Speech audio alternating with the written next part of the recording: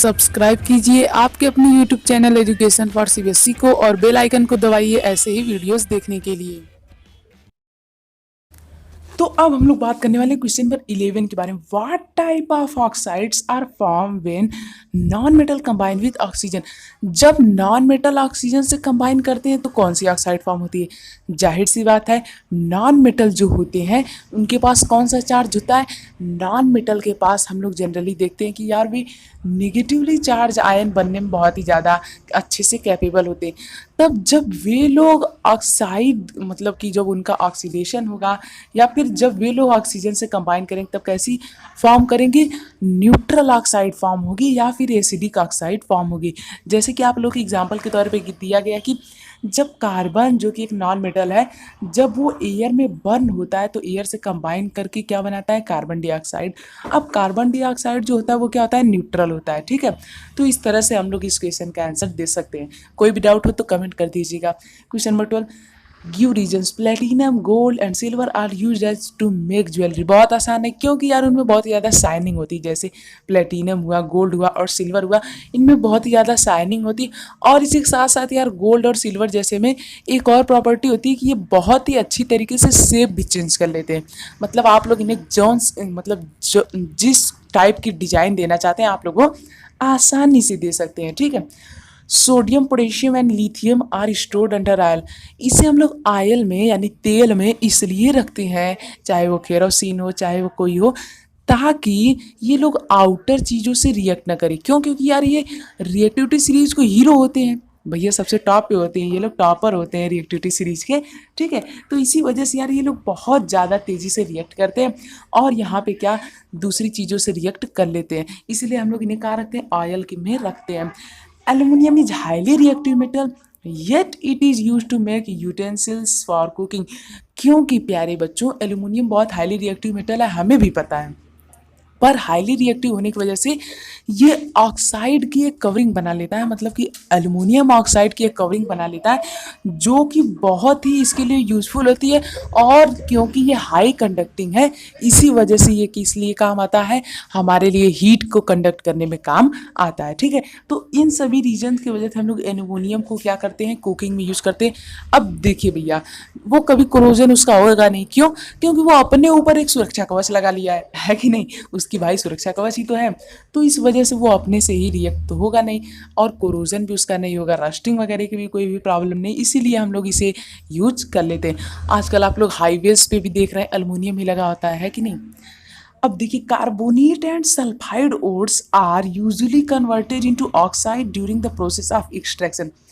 अब यहाँ पे कार्बोनेट और सल्फाइड की जितने भी ओर होते हैं इन्हें हम ऑक्साइड में इसलिए चेंज करते हैं क्योंकि यदि हम लोग सोचिए ऑक्साइड में ना चेंज करें तब क्या कर सकते हैं, हम लोग इनका रिडक्शन करके इनकी ओर को ओर मतलब ओर से सेपरेट कर सकते हैं।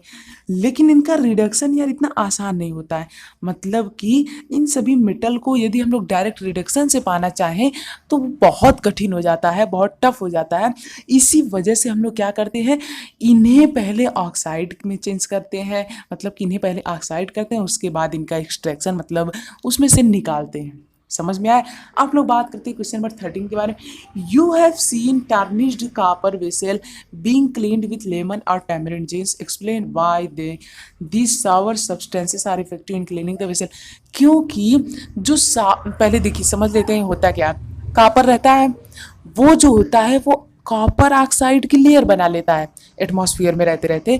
फिर उसके बाद धीमे धीमे रिएक्शन होते होते जब कॉपर ऑक्साइड की लेयर बन जाती है उसके ऊपर तो उसका यार अपीयरेंस होता है वो डल बहुत भद्दा सा हो जाता है। ठीक है, अब यदि उसका अपीयरेंस भद्दा सा हो गया तो उसे साफ करने के लिए हम लोग इस टाइप की एसिड का यूज करते हैं जैसे कि एसिटिक एसिड का।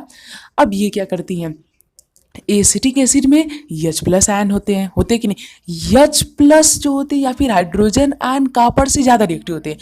अब उसके बाद वो लोग क्या करते हैं, ऑक्सीजन से रिएक्ट करके वहाँ पे पूरा उसे एकदम क्लीन कर देते हैं और फिर से चमकता हुआ।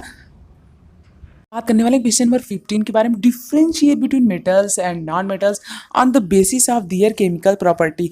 तो प्यारे बच्चों, आप लोग ये क्वेश्चन अपने से ही कर लीजिएगा, क्योंकि यार आपके बुक में भी बहुत सारा मतलब कि दिया गया है केमिकल प्रॉपर्टी, ठीक है, तो वहाँ से भी आप लोग कर सकते हैं।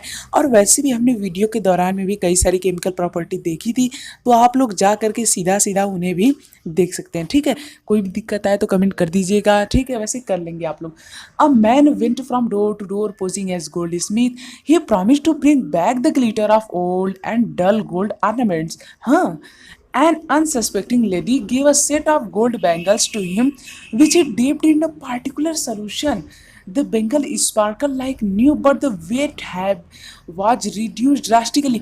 तो हाँ, ऐसा सचमुच में होता है। पहले क्या करते थे, जब थोड़ा लोगों को कम केमिस्ट्री का ज्ञान था, तब यहाँ पे जिनके पास थोड़ा भी ज्ञान रहता था, कुछ ग्रीडी लोग होते थे, लालची लोग होते थे, वे लोग ऐसा काम करते थे, ठीक है। क्या करते थे, एक सोल्यूशन लेते थे, अब केमिस्ट्री तो है, एक सोल्यूशन लेते थे, उसमें गोल्ड का जो ऑर्नामेंट होता है उसे एक बार ऐसे डिप कर देते थे, यानी डुबा देते थे।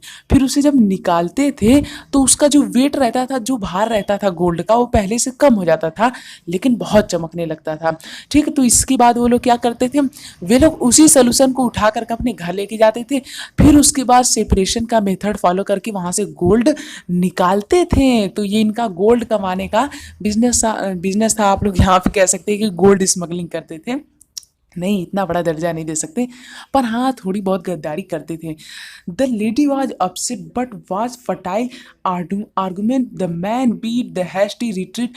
Can you play the detective to find out the nature of solution he had use. हाँ, हमने पढ़ा था कि वो एक्वारेजिया का सोल्यूशन हो सकता है। क्यों? क्योंकि एक्वारेजिया के सोल्यूशन में ही गोल्ड डिजॉल्व हो सकता है, क्योंकि यार गोल्ड जो होता है वो बहुत कम रिएक्टिव होता है। तो गोल्ड और सिल्वर जो होती है वो एक्वारेजिया के सोल्यूशन में ही डिजॉल्व होते हैं। अब एक्वारेजिया जिन लोगों को नहीं पता है, या फिर जिन लोगों ने हमारी वीडियो नहीं देखी है तो उन्हें नहीं पता है, तो मैं बता देना चाहता हूँ, एक्वारेजिया का जो सोल्यूशन होता है उसमें एक, मतलब कि मान लीजिए उसमें 4 पार्ट हैं, ठीक है, तो उसमें से एक पार्ट किसका होगा, HNO3 का होगा, और 3 पार्ट किसका होगा, हाइड्रोक्लोरिक एसिड का होगा। यानी कि यार 1:3 या फिर 3:1 के रेशियो में रहता है, लेकिन हमेशा हाइड्रोक्लोरिक एसिड ज़्यादा होगी और नाइट्रिक एसिड क्या होगी, कम होगी वहाँ पे, ठीक है। इतना आप लोगों को ध्यान रखना है।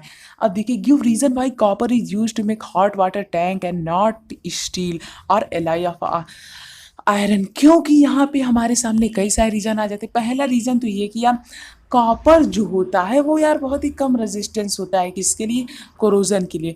लेकिन जो स्टील होता है वो जल्दी ही क्या हो जाता है, मतलब कि बहुत जल्दी ख़राब नहीं हो जाता है, क्योंकि यार कॉपर बहुत कम रिएक्टिव होता है कि नहीं। अरे भैया, यदि कॉपर के अलावा आप लोग कोई और मेटल यूज कर लिए मान लिए, तो वहाँ पे फटाफट से क्या हो जाएगा, वो रिएक्ट कर जाएगा किसी और मेटल से और कोई और ही कंपाउंड फॉर्म कर देगा, ठीक है। तो वाटर भी पीने में हार्मफुल रहेगा, मतलब नुकसानदायक रहेगा। और एक और रीज़न है कि यार वाटर जो है वो गुड कंडक्टर ऑफ हीट है, जबकि स्टील जो है वो क्या है, वो ऐसा गुड कंडक्टर ऑफ हीट नहीं है। मतलब कि कॉपर हीट कंडक्ट करता है, हाँ करता है। तो इस वजह से हम लोग क्या कर सकते हैं, वाटर को जब चाहे जब हीट भी कर सकते हैं। आप लोग सोचेंगे यार हीट करने की क्या ज़रूरत, क्यों नहीं ज़रूरत, ठंडी के दौरान में कैसे नहाते हैं गर्म टंकी से, ठीक है। तो वही वाली बात आ गई। तो इस तरह से आपका ये चैप्टर का पूरा NCERT सोल्यूशन खत्म होता है। यदि आप लोग यहाँ तक आ चुके हैं तो प्लीज़ हमारे चैनल को सब्सक्राइब कर दीजिए।